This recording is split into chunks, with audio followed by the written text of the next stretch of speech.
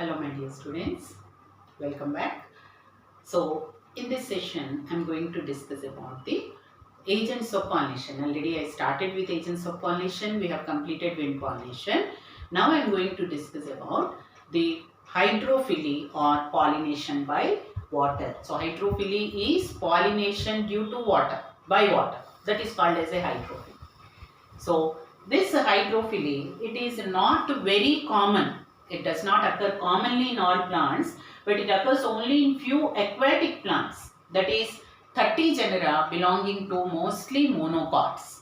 They show hydrophily. Like for example, Vallisneria, Zostera, Ceratophyllum and Hydrilla. So these are some of the examples of plants which show hydrophily. Now let us see what are the characters of these flowers, hydrophilous flowers. So characters are, flowers are not very attractive and colorful because it is not required. They need not attract any insects. And nectar and odor are absent. They do not produce any nectar. Similarly, they do not also produce any pleasant smell. And stigma is very long and sticky but unwettable. Unwettable is it will not be wetted due to water. So it has a mucilage covering will be present. Long and sticky, but it is unwettable. Unwettable because of the mucilage covering. So now let us see what are different types of hydrophily. Okay, now let us start with the what is epihydrophily. Epihydrophily is pollination taking place on surface of water. That is called as a epihydrophily. Like we have the example in case of Vallisneria.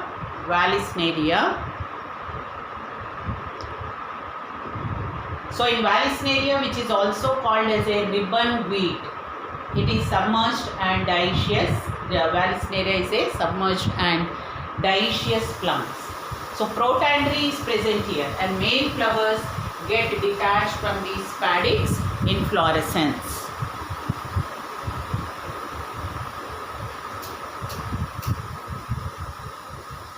So here male flowers are detached from the spadix inflorescence and they lie on the surface of water because protandry is seen. So male flowers will be, they mature first and then they get detached and they are present on the surface of water. And then the female flowers also come on the surface. Female flowers also come on the surface. And female flowers will have a long coiled stalk. They have a long coiled stalk. With the help of that, they come on the surface of water. And then pollination takes place with the help of water. Pollination takes place with the help of water. Pollination takes place with the help of water. So the pollen grains will reach up to the stigma and then after pollination the female flower has a coiled stalk. The stalk simples and pulls the female flowers into the water.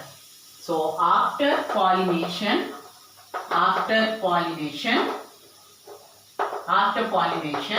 the female flower is pulled inwards. Female flower is pulled inwards with the help of the long coiled stalk. Remaining process like fertilization and all take place inside the water. Fertilization as well as fruit formation takes place inside the water.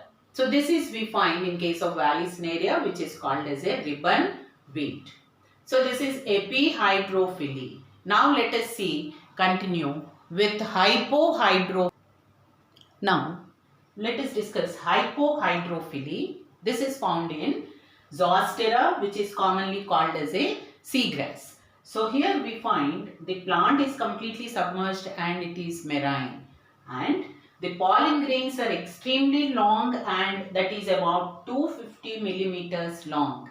And their shape is they are ribbon-like and suspended in water at any depth because their specific gravity is same as that of the seawater. So these remain suspended at any depth. and stigma is very long and coils around the pollen grain, and thus pollination is brought about. Like here we find the pollen grain remains suspended and stigma coils around the pollen grain and then brings about the pollination.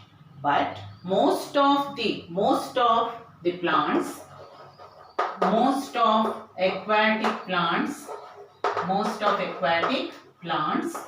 they show insect pollination. They show insect pollination only. Insect pollination, that is, what is insect pollination called as? It is called as entomophily. Insect pollination is called as entomophily. It is called as a entomophily. Like for example, we can take the examples of water hyacinth. Water hyacinth,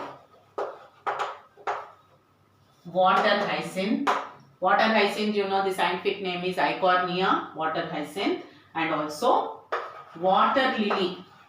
Water lily is commonly Nelumbium. Nymphea and Nelumbium. Nelumbium and Nymphea. Nymphea is lotus, Nelumbium water lily.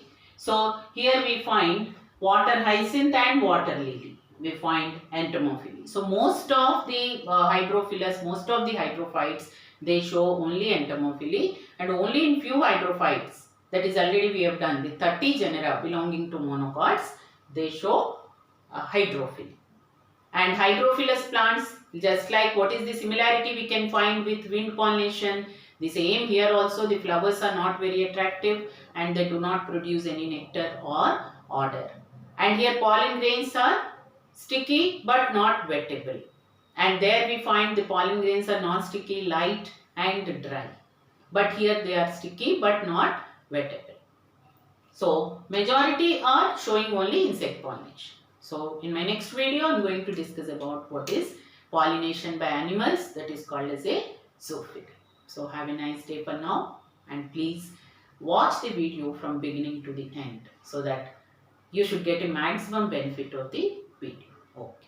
Thank you very much.